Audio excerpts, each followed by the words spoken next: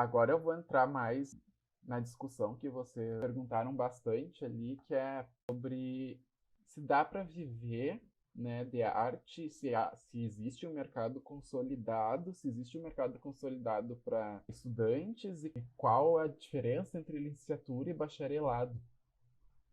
Primeiramente, eu vou voltar a dizer que o mercado de arte visuais nesses espaços tradicionais de museus no Brasil, eu acho que é um mercado tímido, é um mercado que não é tão fluido, mas é um mercado possível. E esse circuito tradicional, ele está se atualizando de uma maneira muito rápida. E aqui no Brasil eu vejo, principalmente por pautas sociais, né? Principalmente de negros, queers, desses corpos que foram excluídos e marginalizados desse circuito por tanto tempo, eles estão reivindicando esses locais. E é inevitável esses locais não recorrerem a ele, porque, de certa maneira, se tornou uma reivindicação até do próprio público estar ouvindo essas pessoas. Eu quero dizer com isso assim que tem muitos valores subjetivos e pautas que extrapolam nosso campo, então a maneira de monetizar isso ainda está muito turva. Não é algo assim, é possível, mas não é algo consolidado e exige um planejamento, um esforço por parte de quem quer participar desse circuito. Não dá para contar com sorte. Por exemplo, eu, por exemplo, penso, tipo, eu tenho que pagar minhas contas, eu tenho que ter independência dos meus pais. Como é que eu vou contar com a sorte que eu vou ser contemplado ou reconhecido ou ter uma aceitação do público, sendo ainda que eu tenho questões comigo mesmo a resolver e que eu já percebi que eu não estou me apresentando tão bem enquanto artista. Então, respondendo à pergunta de vocês, no contexto de mercado tradicional, desse espaço positivo de vender arte e não como um produto, tipo ilustração, ou escultura para ambiente arquitetônico, enfim, é um mercado tímido, mas é possível. Por exemplo, tem a Pivô, né? Eu vou aqui mostrar alguns exemplos de redes sociais, de espaços que aceitam mais, né, os artistas iniciais, porque vocês precisam ter consciência, então, se vocês querem tentar esse mercado tradicional, tem que se começar a fazer um currículo por ambientes que aceitam artistas emergentes, que aceitam artistas sem tanto cargo da experiência. Assim vocês podem, futuramente, com o passar dos anos, acessar editais com valores econômicos que permitam vocês a viver pagando a conta de vocês, né? Mas no início é difícil, às vezes a gente tem que trabalhar de graça para construir um portfólio, e é muito difícil se esquivar dessa realidade, a não ser que algum colecionador, né, um grupo de pessoas mais da elite venha investir vocês e vocês sejam representados por essa galeria.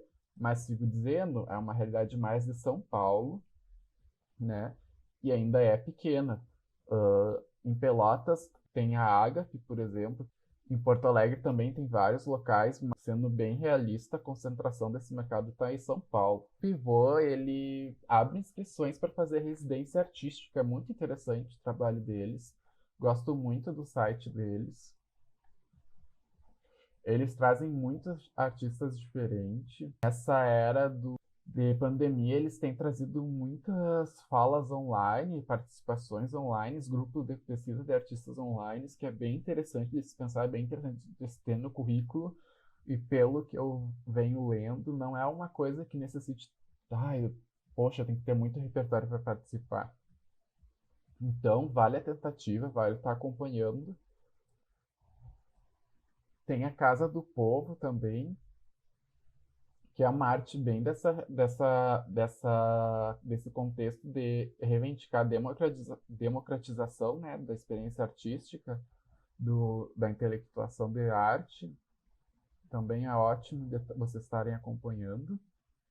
Outro site aqui que eu vou falar, que esse site assim, é o guia básico para quem quer participar do circuito tradicional, é o Mapa das Artes. Ele contempla todos, mais ou menos, né? Nem todos, mas tipo, a maioria dos editais que está rolando de fomento a prêmio e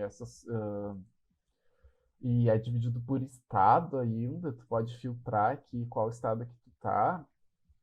Então, tipo, ele faz um trabalho super legal de centralizar informações sobre patrimônio, sobre os salões, sobre os espaços positivos, notícias, né, do mundo das artes visuais.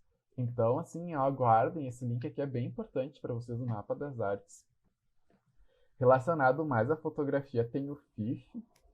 Ele é um edital interessante porque ele não contempla com prêmio, mas ele arca todos os custos da obra. Por exemplo, se o teu trabalho é selecionado, a tua fotografia, eles que vão imprimir. Eles imprimem no tamanho tipo de 2 metros, então tu vai ter um registro e no portfólio já um trabalho legal a se mostrar para os outros editais. Por mais que tu não tenha uma recompensa financeira, é um local, né, de dar visibilidade, de tu não ter gastos, pelo menos, né, já é um início, tu não pagar para expor, né, pelo menos fica mais na neutralidade. Outro lugar que daí é das artes visuais, mas já sai um pouco, é o File, que é de São Paulo, que é mais a minha área, que eu quero muito visitar, que é a questão de arte e tecnologia, e aqui a gente vê como a gente está atrasado em relação à tecnologia, porque como é um evento internacional, vem artistas de tudo que é lugar. Eles trabalham com videoarte, holograma, GIF, outras umas técnicas de fotografia bem diferenciada. E quando o evento consegue, né, nesse contexto da pandemia, não está sendo presencial, mas no presencial, uns pavilhões assim maravilhosos. Para quem quer trabalhar com ilustração, arte digital, é imprescindível não construir uma perspectiva daí visitar essa exposição. Inclusive, eu acho que para os artistas digitais é mais interessante essa exposição do que uma Bienal, por exemplo. E um canal também para vocês se interarem mais é o da Vivi Eu Vi. É um canal especificamente de artes visuais. O legal é que ela fala de uma forma super fácil e popular, numa plataforma que é de alcance de todos, gratuita. E ela começa então a trazer a história da arte mesmo, assim, para uma linguagem mais popular. E é muito bom ver esse esforço dela, esse repertório dela, porque de certa maneira está atualizando o nosso campo e tirando ele dessa zona de crise. Eu recomendo muito vocês verem, olha, são vídeos de máximo 10 minutos, 7 minutos, de temas específicos, vai desde artes antigas da história da arte até contextos mais atuais. Ela fez séries sobre arte negra, sobre arte feminista. Então, assim, é legal de ver assim, que dá para se estudar uma arte tradicional e uma história da arte de uma maneira menos pesada e menos chata, digamos assim. Então, eu recomendo para quem está iniciando explorar esse canal dela. Vivi Eu Vi, procura no YouTube. Uma outra artista negra também que está participando de falas nesse espaço mais do contexto do campo das artes é a Renata Felinto. Inclusive aqui uma das últimas falas dela vai muito de acordo com artes como potência motriz para a formação de novos imaginários no Brasil. Então é super dentro do nosso campo, né, a linguagem, o espaço que ela está falando, e ao mesmo tempo ela está atualizando nesse contexto de democratização. É uma artista que para mim tem ganhado bastante destaque. Então, como vocês podem ver, a gente está numa fase de transição nas artes visuais. Positivamente, acredito que é uma transição para democratizar e ampliar. Porém, em todo espaço de transição, a economia fica abalada.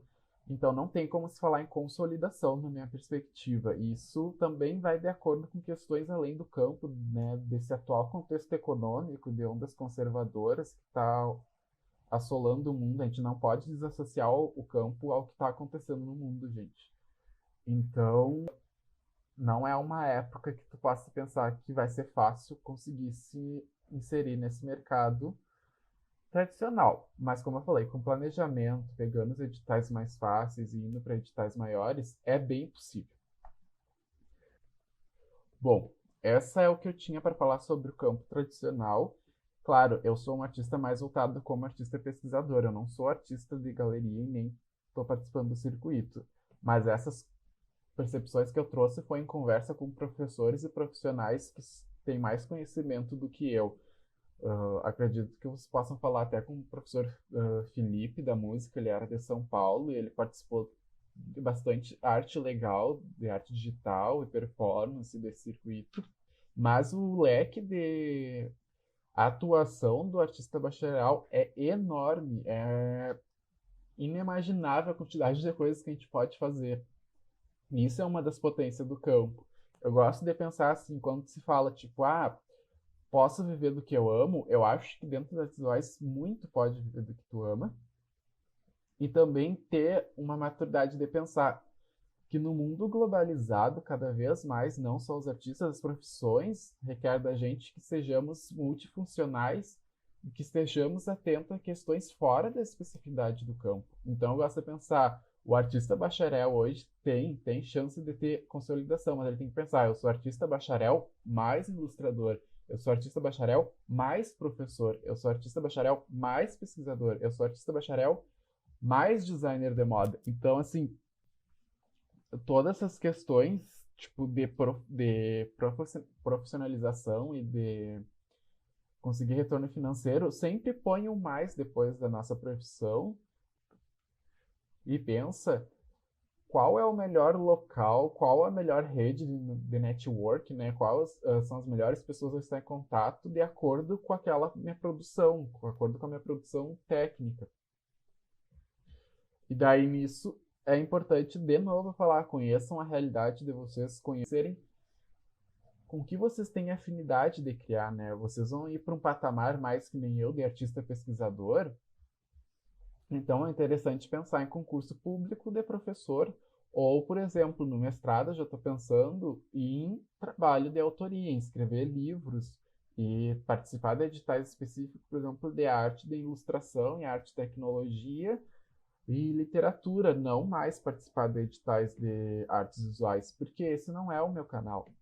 Tem um colega de apartamento que saiu faz um ano e meio, 2 anos, da UFPEL, e ele está conseguindo projetos de ilustração que ele pode se bancar por 6 meses, um projeto. E a ilustração dele está com mais de R$ 500 e as pessoas estão pagando. Só que qual que é o diferencial? Ele não está fazendo arte para artes visuais. Ele está fazendo para o mercado de HQ e de editora de livros. Então, eu estou pontuando isso porque, de acordo com que vocês vão agora se conhecendo, experimentando técnicas, vocês já podem pensar, tipo, pô, né, já que eu não tenho ainda condições de fornecer um trabalho, talvez que me dê economia, pelo menos eu posso, de graça e como uma forma de experiência, estar me inserindo e enviando coisas para esses locais e entrando em contato. Porque, como eu falei, no mundo globalizado, tem que se pensar em network, pessoal, e não network só do que é em comum com a gente, porque às vezes uma indicação indireta e uma ponte inesperada que vai nos fornecer as melhores oportunidades de trabalho. Então aqui é um pouco da arte do meu colega de apartamento, por exemplo. Ele mostra todo. Eu amei essa capa do livro dele. Então ele mostra os detalhes e ele começou bem assim também nesse contexto que ele teve que trabalhar alguns projetos de graça para conseguir construir um portfólio, para ele conseguir, com o tempo, né, captar clientes mais sérios e ver que ele também tem seriedade. Tu tem que construir um portfólio que tu passe segurança, né, porque trabalhar com valores altos também tu tem que pensar no ponto de lado de quem está investindo esse dinheiro em ti. Então, as ilustrações dele evoluíram muito com o tempo, né? E aí eu vou falar da questão de que quando tu trabalha com terceirização de serviço e quando tu trabalha com técnica, é prática, é repetição. Por mais que seja um trabalho com uma dinâmica freelancer ou home office, a dedicação é diária. Tu tem que fazer curso online, o curso presencial. Tu tem que, nesse mundo globalizado e com tecnologias das redes sociais, tu tem que estar botando esse material para ser visto. Esse meu colega me relatou que ele consegue, tipo, o cliente, quando ele começa a postar todos os dias, se ele para de postar, diminui muito o fluxo de contato dele.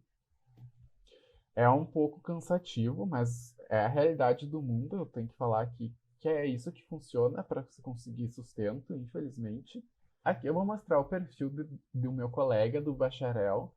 Ele trabalha com escultura e com espacialidade, né? É uma linguagem bem tradicional das artes. E ele conseguiu umas residências, uns editais trimassa aí. É o Thiago Guedes. E nesse mesmo contexto, um colega de mestrado meu também trabalha numa linguagem bem parecida.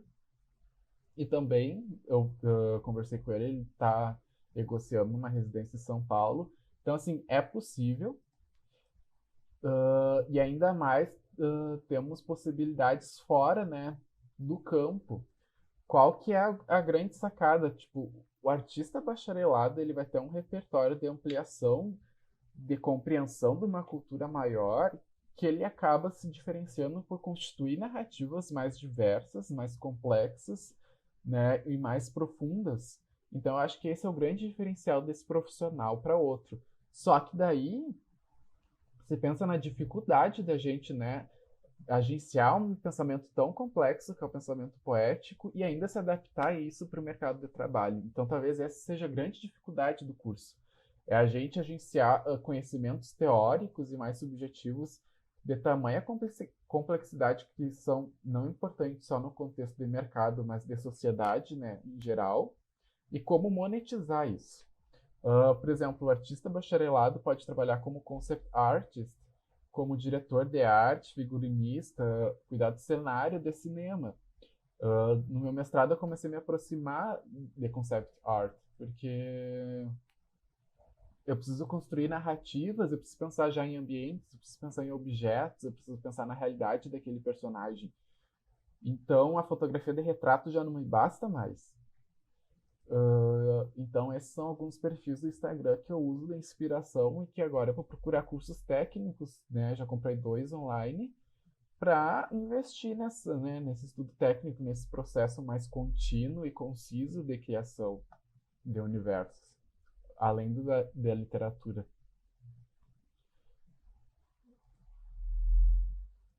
Então, pensa-se assim, comecei a criar um perfil.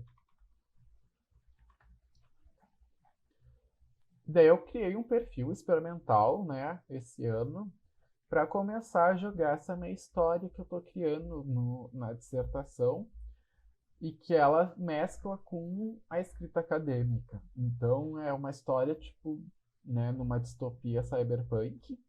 Cyberpunk é um estilo de arte que mescla tecnologia, enfim. E é uma tecnologia meio colorida, assim, ela tem esses tons mais roxo, azulado. E nisso, um personagem, né? Um dos personagens começa a fazer a Psy Art, é uma terapia que ele começa a acessar vários eus interiores. Então é nessa perspectiva que eu estou abordando a autoficção. E eu comecei a explorar e a contar essa história pelo Instagram. Agora tá meio parado porque eu estou produzindo na minha parte mais acadêmica e eu tenho que entregar os capítulos para a minha orientadora. Mas assim que der, eu vou retomar e já tive algumas percepções de como melhorar essa rede social. Então eu vou criando tipo stories em destaque para apresentar os personagens.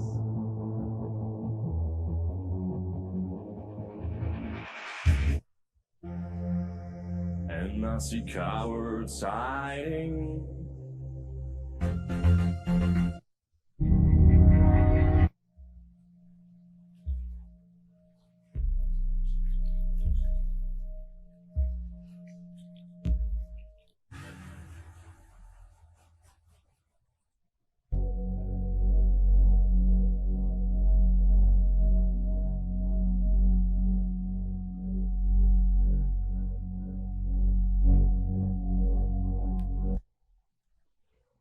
Então, o legal de criar esse canal foi que eu percebi que a minha arte já tá saindo da imagem, da fotografia, né? Quer dizer, já saiu. Ele foi para literatura e já começa a explorar também o som. Então, eu começo a perceber muito mais um pensamento de produção de cinema e de transmídia. E nisso, eu uso como referencial para autoficção esse artista, que é o Matthew Barney. É um artista norte-americano. Ele trabalha com filme, mas não é um filme que consiga ser parte de um circuito normal de cinema, né? É bem das artes visuais. E a narrativa dele, assim, a produção dele é espetacular, apesar de ter muitos problemas de ambiguidade, de tu conseguir acessar esse universo tão íntimo dele, que são símbolos bem distantes do nosso, por ser uma pessoa norte-americana, enfim, entre outros referenciais. O tanto que é difícil ter uma exibição dele aqui. Queria poder ter essa experiência fora do computador, né, com os vídeos dele. Então vai de total acordo ali. Eu concilia primeiro aquele meu gosto estético, né, mais fashionista. Ao mesmo tempo, ele começa a refletir questões de corpo assexual e alguns pesquisadores começam a ver uma perspectiva queer nele. E a questão de pensar, tipo, quanta coisa ele tem que agenciar aí, né? Ele tem que, primeiro, conceitualmente trabalhar, né? Depois ele tem que comandar uma equipe nessa produção técnica, tem que treinar a performance, tem que editar esses vídeos, tem que pensar numa trilha sonora, pensar nos figurinos. Esse é o próprio artista, ele interpreta vários personagens. Então imagina, e olha a quantidade de ator, de cenário, de figurino. E o interessante de se pensar é que a arte dele não é pensada pela arte videoarte, é pensada pela escultura. Ele faz tudo isso para pensar a relação do objeto e do corpo em um determinado espaço geográfico. Então ele seleciona a dedo esses espaços, essas locações, e ele começa a fazer performances, a pensar de que maneira isso vai ser explorado, como é que vai ser explorado esse espaço físico. É muito interessante, é ambíguo. Às vezes eu olho os filmes, tipo, às vezes que eu olhei o filme dele, eu fiquei com um sentimento de vazio especial. Não sei se isso é bom ou ruim, né? Tipo, porque a gente tá sempre sendo incitado a achar algum sentido racional, alguma lógica, e eu não consigo achar lógica no trabalho dele. Apesar de a gente poder ter uma interpretação semiótica e simbólica, enfim.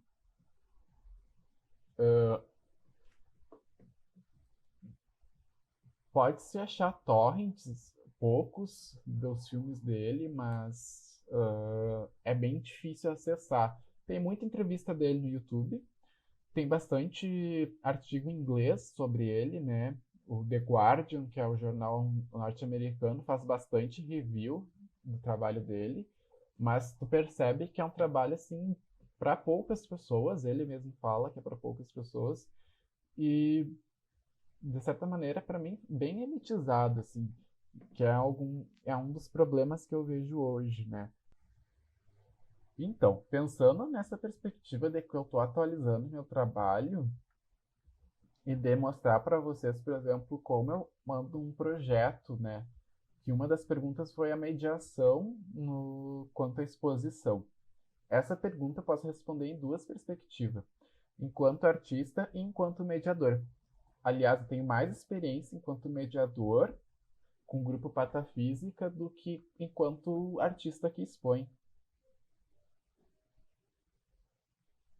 Aqui é um exemplo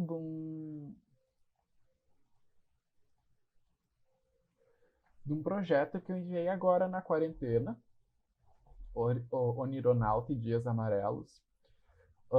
Como o Covid interrompeu todo o meu fluxo de programação que eu tinha de fazer ensaios fotográficos, locações e videoarte, emocionalmente também me abalou. Então eu comecei a fazer um ensaio fora do que estava programado, mas eu achei super legal e foi super dentro dessa linguagem de autoficção. E aí eu mandei esse projeto para um edital de Ribeirão Preto,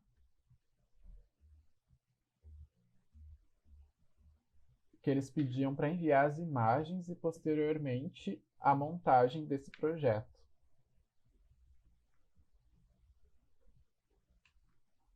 Então, aqui, respondendo a pergunta de como mediar uma exposição, eu acho que o artista tem que ter a consciência que ele tem que comunicar com muita clareza o projeto dele e passar muita segurança. Talvez isso aí eu fale bastante, porque eu não compreendo ainda o meu trabalho dentro do espaço expositivo. Ele está mais no campo pessoal de reflexão, enquanto processo de criação, não enquanto processo de apresentação e de experiência coletiva. É um problema que eu tenho que resolver, porém eu não estou me botando nessa pressão de tempo. Apesar de agora no mestrado, né, o cachorro está gritando e eu ter que fazer o máximo possível para mim me lançar no mundo. Então o que eu faço é botar até as medidas entre os quadros ali, e especificar bem a montagem, né? Dar duas propostas, eu acho, de montagem é legal. Tipo, por exemplo, a parede aqui requer 4 metros e 30 centímetros para montagem de todos os quadros dentro da narrativa que eu quero fazer. Muitos espaços positivos menores não vai ter tudo isso de parede, então eu faço uma proposta com 3 metros e 60, e ainda é muito, dependendo dos espaços. Então, tu especifica, esteja aberto também a contrapropostas da curadoria e da exposição. E quanto mais tu falar do teu processo do ateliê, teu processo criativo, mais tu vai conseguir elencar o teu objeto de arte como, né, a peça principal da exposição. E nisso tu põe o curador, o mediador, o público, em maior horizontalidade na experiência com aquilo.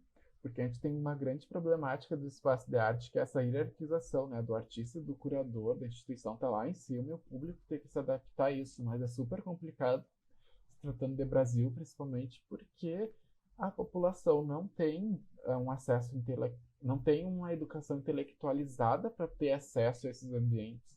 E sem falar nas diferenças socioculturais, socioeconômicas. Então, forneça o máximo da informação para que se possa, então, consolidar, né,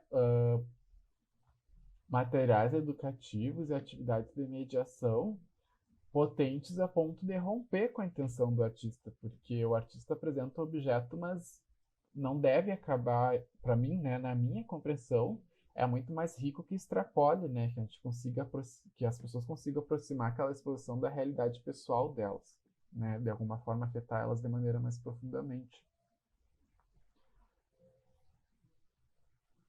Isso, né, como eu estava falando, a apresentação mais clara possível, comunicar o máximo possível de informações para que o espaço expositivo junto com o educativo possam trabalhar legal o teu trabalho.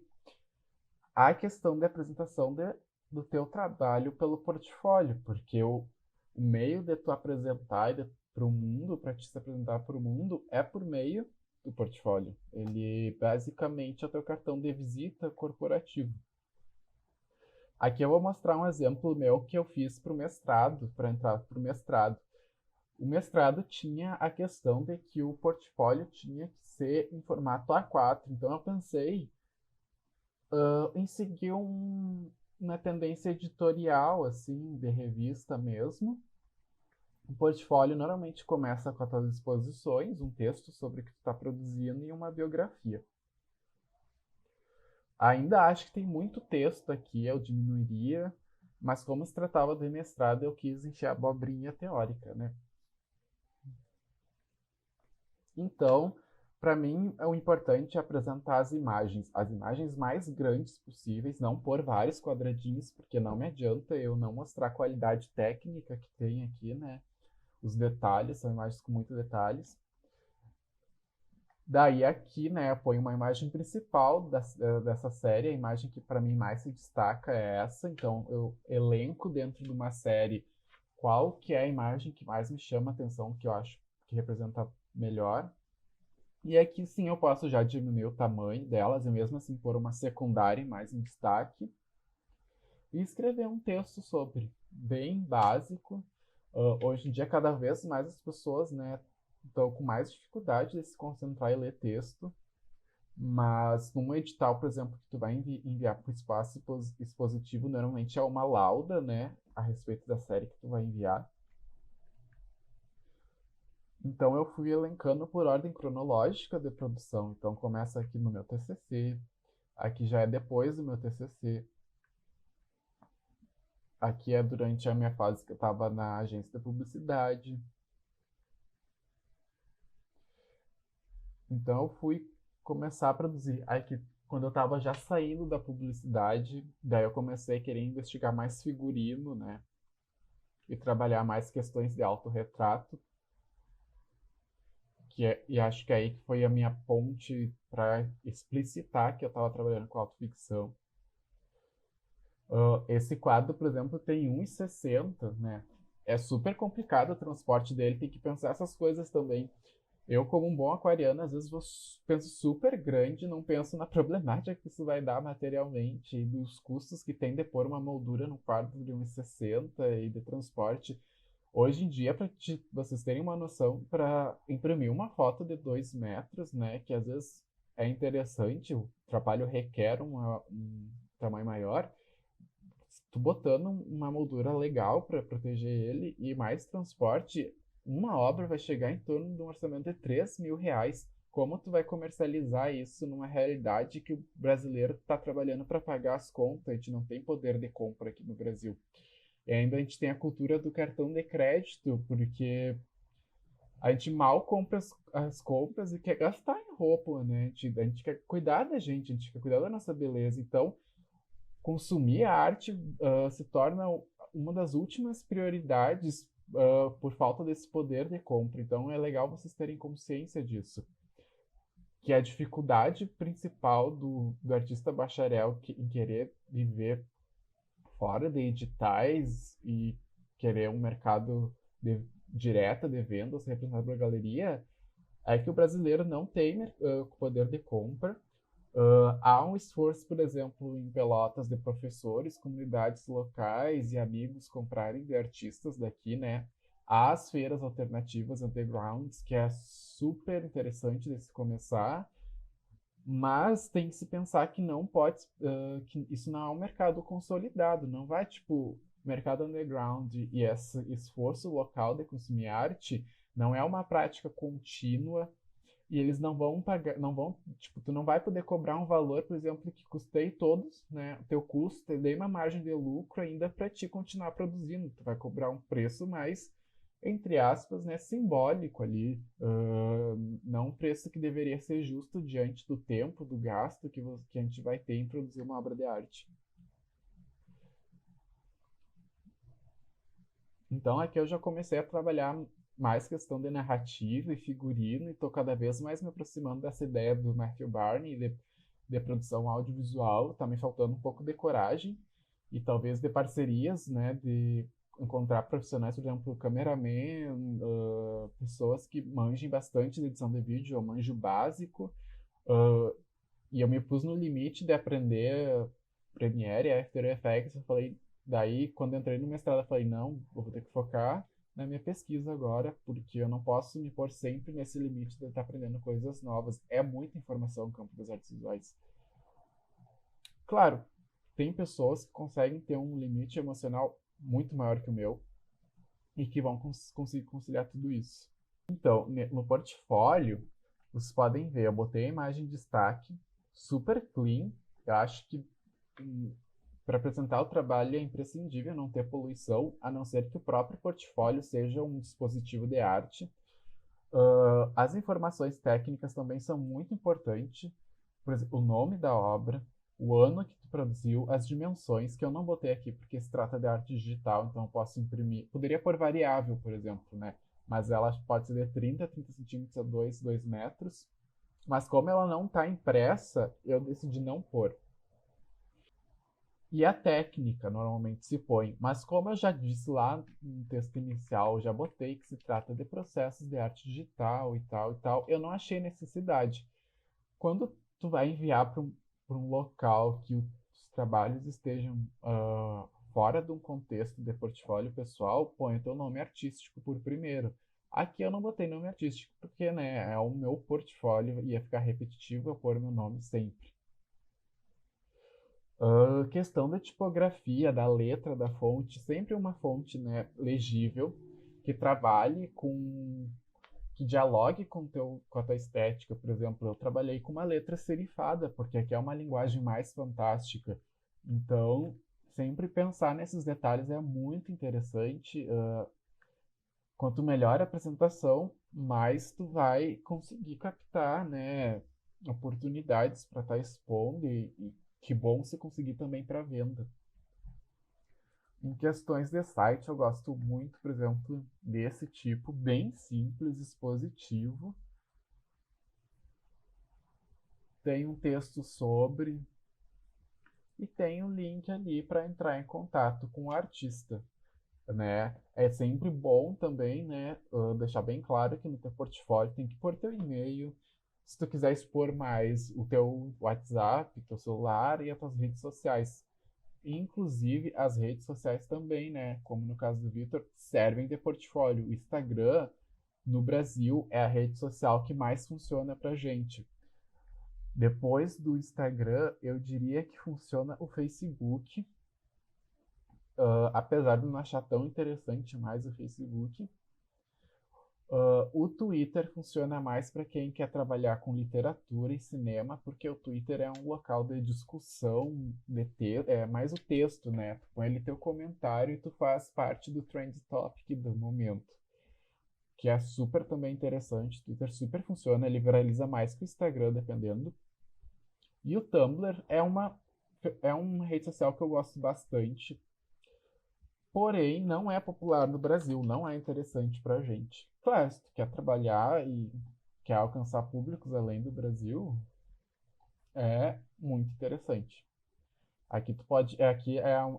Uma plataforma que tu consegue melhor mesclar imagem e texto. Acho que seria até mais interessante para mim, por exemplo, do que o Instagram. Mas eu vou aqui deixar uma proposta de mapa poético estético para vocês, tá?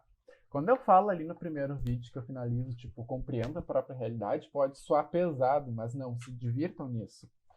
Por exemplo, eu, André Martins Ziegler, me identifico com esse nome, me identifico com esse gênero, né? A nossa certidão de nascimento já nos começa a nos pôr numa caixinha. Então, de 1992, que eu nasci, até 2010, eu sofri muitas experiências estéticas de maneira não crítica, porque a minha família não tinha acesso a esse tipo de cultura e, consequentemente, eu fui vivendo na maneira deles. Então, aqui eu posso trazer por imagens, por exemplo, de Pokémon, dos animes que eu assistia, Dragon Ball, cinema do Harry Potter, enfim, tragam imagens, vão fazendo tipo um esquema, né, de gráfico com imagens. Então eu cheguei no mundo, no mundo eu, né, gostava muito de beleza, estética, como eu falei lá no início. Na graduação eu começo a desvendar o que é visto. Daí eu encontro patafísica, agente cultural. Na patafísica eu descubro que eu sou um pensador do imaginário. Então eu já começo a achar a especificidade do campo ali onde eu me localizo. Percebo como monetizar uma poética existencialista. A minha poética, ela mescla muito com questão da psicanálise, com questão da imaginário e subjetividade. Então ela tem mais valores subjetivos do que valores do mercado. Então, essa é uma questão que eu estou a resolver, como me posicionar. Então, nisso, 2016, eu frequento o mercado de trabalho de publicidade, de fotografia, e eu volto para o mestrado com essa consciência e já, né, conseguindo perceber esse movimento dentro do campo das artes dentro de uma realidade de globalização, né, dos processos criativos. Daí eu, vou ter que então investigar a fundo, porque já que trata de ficção e realidade, que realidade é essa e como as duas se relacionam? Porque a nossa percepção da realidade é influenciada pelo nosso imaginário e nosso imaginário é influenciado pela realidade. Então eu começo aqui, né, a pesquisar sobre família, cultura, artes visuais, como isso se relaciona com o meu íntimo, de como eu dou vida para essas minhas criações a partir dessa tomada de consciência. Como as mídias imagéticas me servem de ferramenta.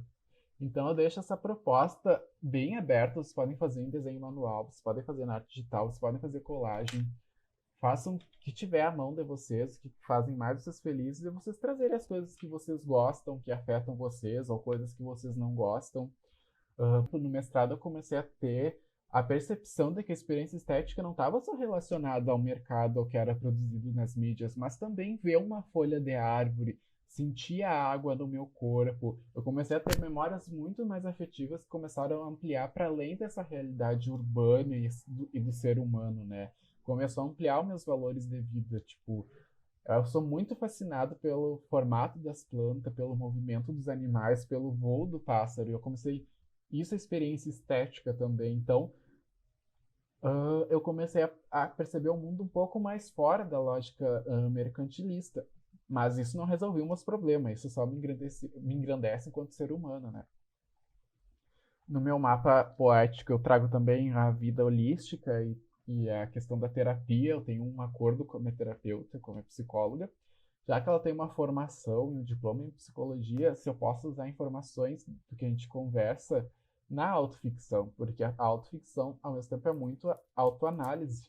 Então, eu tenho o aporte da minha psicóloga, por exemplo, além do da minha orientadora e de referenciais artísticos. Então, é muito legal estar investigando isso. Uh, Conto que vocês estejam interessados em fazer, porque, sério, vai facilitar muito esse início aí do mundo das artes visuais. É muito legal vocês começarem a perceber a própria vida e as relações loucas e né, os detalhes que a gente vai perdendo por estar nesse cotidiano super acelerado. E para finalizar, então, ali tinha as perguntas do colega sobre dicas. Então, pessoal, essa terceira parte do vídeo eu vou falar sobre a questão das dicas que pediram para quem está ingressando. Eu vou dar 3 dicas aqui que acho que não é tão específico do campo, mas é uma questão mais de vivência. A primeira dica é ter em mente que a arte está a serviço de vocês e que vocês não estão a serviço da arte. Porque acho que um dos sintomas e que é uma grande questão também do artista visual, é se dar conta que a gente está cada vez mais se comportando como os objetos, atribuindo eles um valor de vida maior que a da vida humana. Então usem, abusem, misturem, se divirtam com a arte. Ela está a serviço de vocês e vocês não têm que se adaptar a ninguém para exercer a criatividade de vocês. Eu sei que parece ser um pouco difícil, mas acho que quando a gente começa a lembrar isso e a pensar, não, eu sou o ser humano, eu estou criando, eu quero ser feliz, então é mais ou menos nessa perspectiva. A segunda dica é espalhem conhecimento que vocês estão tendo com os próximos de maneira mais popular possível, principalmente quem depende da família ou quem tem ou com amigos próximos, assim, que tem uma relação de moradia, porque essas pessoas vão começar a compreender melhor a realidade do artista e talvez até começar a ajudar vocês a procurar soluções e a não ter preconceito ou dizer que é uma profissão que não tem futuro. Eu acho que a gente começa a democratização com quem está perto da gente. E a última dica que eu tenho é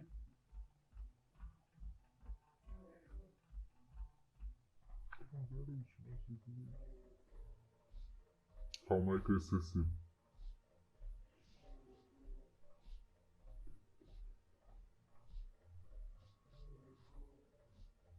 a terceira dica é se divirtam, pessoal. Experimentem, repitam, dão risada com isso, compartilhem. Acho que a arte, o fazer poético está além da academia. Não tenham medo de ser ridículos, não tenham medo de ser vocês. Se for necessário, então usem a arte para superar os próprios medos, para alcançar essa zona de potência. E é muito real isso. Eu sou uma pessoa muito envergonhada. Tipo, como vocês viram, eu fiz um vídeo bem engessado, assim. E a arte tem me servido muito. Eu tenho muito percebido que quanto mais eu perco os medos, mais eu consigo acessar a minha potência de criação e alcançar novos voos. E me conectar mais com as pessoas e de aproveitar melhor o mundo fora dessa lógica de que o nosso corpo tem que ser útil e eficaz, sabe? Nosso corpo foi feito pra gente viver e ser feliz. E nunca se esqueçam disso, tá?